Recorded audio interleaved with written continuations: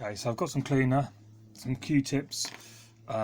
So basically, I've got this in your kit. But, so basically, some Q-tips, um, a cleaning cloth, and some cleaner. So, and I'll start by doing the. Well, we'll just go through each part. So, I'm going to zoom in a little bit so we can see. So, effectively, these parts here. The eraser head and this part of the tape path is probably easier done with a cleaning cloth.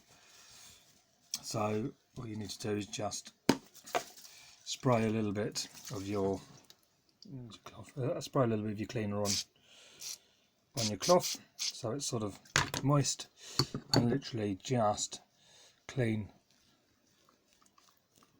around these. Oops, sorry, knocked the camera over. Clean around these. Clean here and here. Clean backs and forwards here, which is your erase head capstan. The head itself is a little bit more awkward because you can't actually get a cleaning cloth really underneath it, so we'll do that with a Q-tip. This is another guide and another capstan. Other raise head. Other guide, which has got a little bit on there, I can see. And last of all, the other side take up. So that's basically the tape path apart from the record head done. And so this has had about half a day with a fairly clean tape go through it, and yes, you can see it's taken a fair bit off there. Next, you want to do the pinch rollers, which is this roller here and this roller here, which you couldn't, but you can now spin these with your finger. They were fairly seized, so they're now free. Again, best to do that with your cleaning cloth. Again, a bit of cleaner on your cloth. Oh, sorry, I've got it zoomed in. It's difficult to see. So, like so. And then best thing to do with that is just push your finger in, if you can, into that gap there, and then just turn the roller with your finger. Keep turning it around. This is probably where you'll get most of your oxide come off, because this is pushed under pressure all the time against the tape. So spin it around maybe 2 or 3 times, and then there we go. You can see that's quite a lot come off of there. And exactly the same on the other side. So I'll put another little bit of cleaner on. Right. So that was shot. And then the same with this one. In wherever you can reach it, really, it's quite easy to get in there. And then just spin. Say my chunky fingers, you can probably just see me spinning it round like so. You can go both ways, backwards and forwards. It's sort of whatever you find easiest. And again, there you go. That's about normal, really. As I say, the rubber on here tends to collect the oxide rather more than the metal parts. The playhead itself, now that this has been freed up, you can actually physically rotate this with your finger. Sort of, it will go right round, but you only need to rotate it sort of 90 degrees. And what I will allow you to do is you can get to one side of the playhead easy. The other side you can't get to because you can't rotate it in the opposite direction. So again, what we do is just Q-tip, cleaner, and just like so. So it's fairly well drenched, and so you'll probably find it easier just to pull this round to do the first one, and it's underneath like so. It's underneath. There is a gap. I'll show you the gap in a moment, but there is a gap just enough to get underneath there. In fact, to be honest, if you rotate it halfway, you can go right across the head. There's 2 parts to the head, so you've got one part here at the front and one part at the back. you need to clean both of them equally.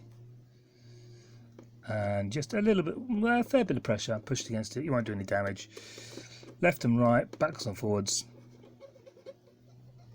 until it's all done. Flip your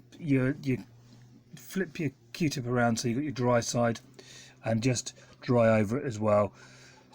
It's always good as well, once you clean the heads, just to leave it for a minute or two for the alcohol just to evaporate, any leftover alcohol to evaporate, so the tape doesn't stick to it,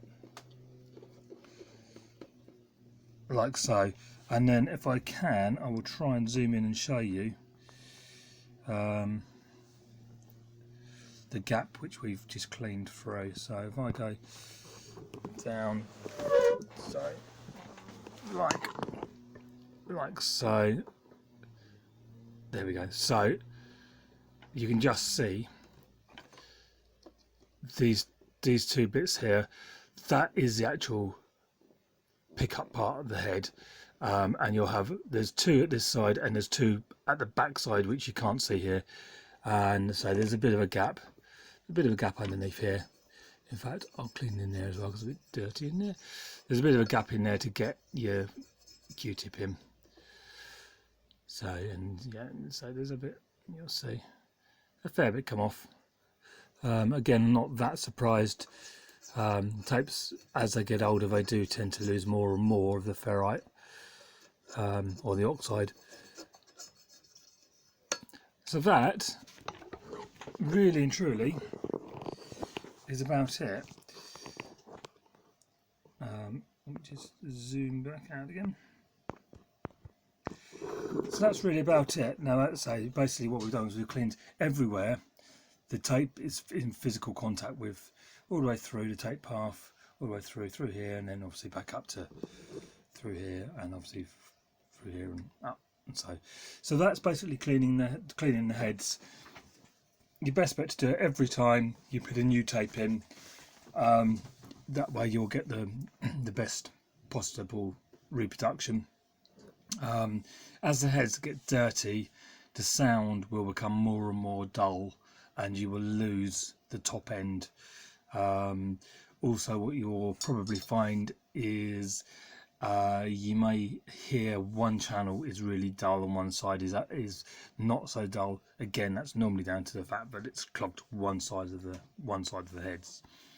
Okay, I'm going to pause now and I'll lace up a tape and show you the auto reverse.